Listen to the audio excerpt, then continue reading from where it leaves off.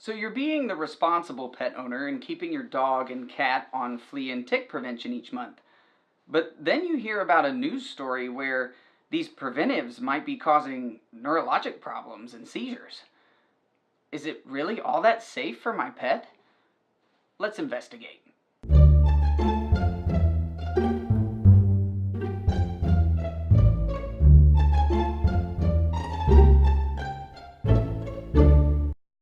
Hey everyone, I'm Dr. Holmes and welcome to another episode of Pet Doc Sherlock, where we help people solve the mysteries of pets. And we all want what's best for our pets. We all want to keep them happy and healthy. And one of the ways that I always recommend to my clients in order to achieve that is to keep your dog and cat on a flea and tick preventive all year round, whether they're inside, outside, whichever. And so it's kind of alarming and makes us a little bit nervous when we hear a news story where these flea and tick preventives might be causing problems. Specifically, might be making dogs and cats have neurologic issues or even have seizures. And that makes it sound not so safe and not like it's keeping our pets happy and healthy.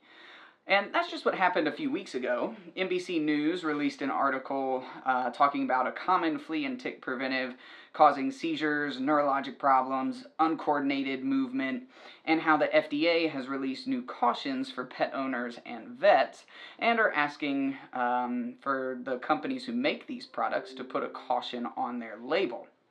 Now, the products that we're talking about are a group called the isoxazolines.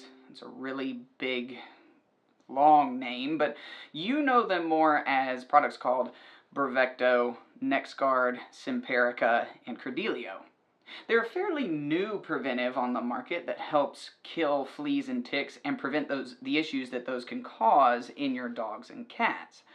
Now, they were really heavily studied by all the companies that released these products, and they were approved by the FDA. So why are we getting a warning about them now that they've been on the market for quite some time? Let's take a look at that. In order to understand why these preventives might be causing a problem in dogs and cats, it's kind of important to see how they work to begin with. So, without getting into too much technical detail, the chemical within these preventives gets distributed throughout your pet's skin.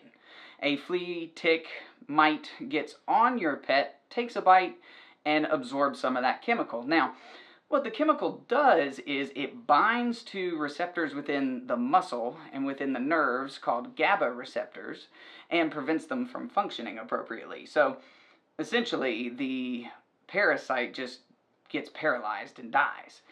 And obviously, the goal would be to create a chemical that is specific to that parasite and not your dog or cat.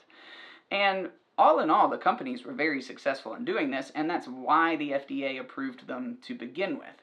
They were heavily studied, and they were found to be really safe. So, for example, NexGard, main side effect was vomiting, and they really only saw 2 seizures throughout all of their studies, and those were in dogs that already had a history of seizures.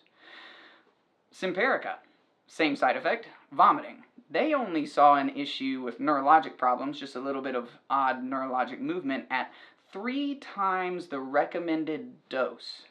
Bravecto, same side effect, vomiting on occasion. And they didn't see any neurologic issues. Credelio, the last one, the only side effect of that one was weight loss, and again, they didn't see any neurologic problems in any of the dogs that they studied. And that's why these preventives are on the market and approved by the FDA and highly recommended by veterinarians. They were studied at 3, 5, sometimes 8 times the recommended dose, and they didn't see any problems with seizures unless the dog already had seizures in the past, or if the medication was given at a significantly greater dose than what they need to be on month to month. So again, these have been extensively studied and approved by the FDA, proven to be safe. And in fact, they already contain a qualifier on their label that states, use with caution in dogs that have seizures. they're not trying to hide anything. The companies aren't trying to hide anything. They know that there's a possibility of this causing an issue in dogs with a history of neurologic problems. And we as vets tend to know that as well. None of the representatives of any of these products came to me trying to hide that fact. They were very upfront about it and said, just be careful in your patients that experience seizures. All medications, all drugs, all chemicals that we use to treat various diseases, prevent various diseases, have the potential for side effects.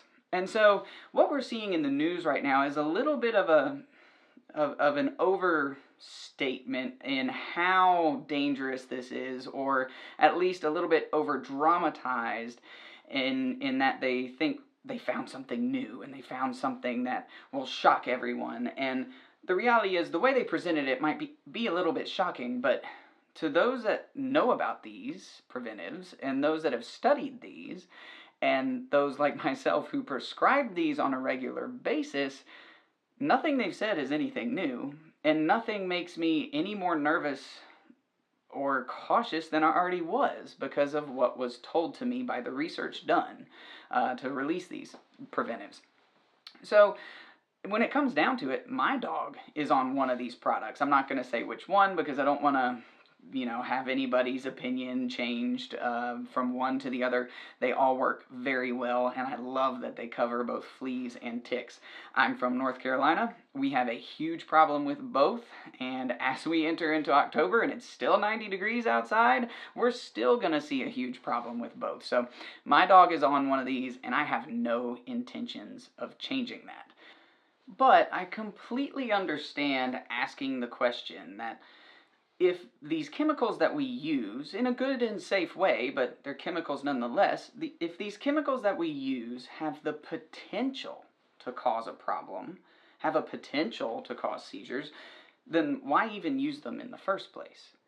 And that's because the risk of fleas and ticks greatly outweigh that potential to cause a problem. Again, the issue with neurologic problems and seizures is very, very, very uncommon, seen at a high dose or in dogs that already have those problems. So we're really kind of balancing the pros and cons, and fleas and ticks can be really nasty. We often think about just, say, a cartoon character dog that's scratching at its neck and knocking a few fleas off. Well, in today's world, we understand fleas a little bit more, and fleas can cause all kinds of problems, especially for cats because they're much smaller. So they can cause severe anemia, iron deficiency, and something called flea allergy dermatitis, which is actually an allergy to flea saliva. If your dog or cat has that, just a couple fleas can make them miserable. Their skin gets all inflamed, they start losing fur everywhere, and all of a sudden they start having repeated skin infections.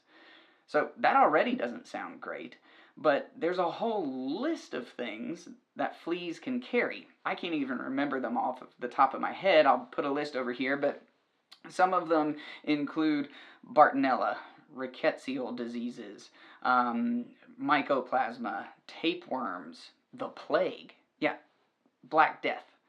That still exists. It caused a whole lot of problems in ancient history, but it's still around, and it's carried by fleas. In fact, I think a couple summers ago, there was a poor kid out west who came down with the plague even. So fleas are pretty nasty little creatures.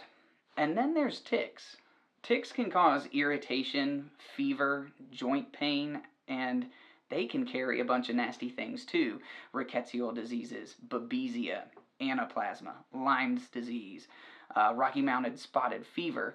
And lots of the tick-borne diseases are even worse in humans than they are in our pets. So if your pet brings a tick into your house and you don't know it's there, and then it ends up on you, you can get some of those diseases as well. So it definitely makes the most sense to keep your pets healthy by keeping them on a preventive each month to get rid of these fleas and ticks. Again, I have no issue with their safety. I will keep my dog on one unless any new information comes out. And if it does, I will make a video and talk about it. If there's new news articles or if there's new information from the FDA, I will put a video right here letting you know anything else that comes out. But for right now, please don't be scared of these medications. If you have any other questions, please go and talk to your veterinarian. If this was helpful, hit that like, subscribe, and leave me a comment. If you have any other questions about this, I will do my best to answer them. If you want to learn anything else about cats and dogs, let me know and I'll try to get a video out there. But until next time, always keep your pets happy and healthy.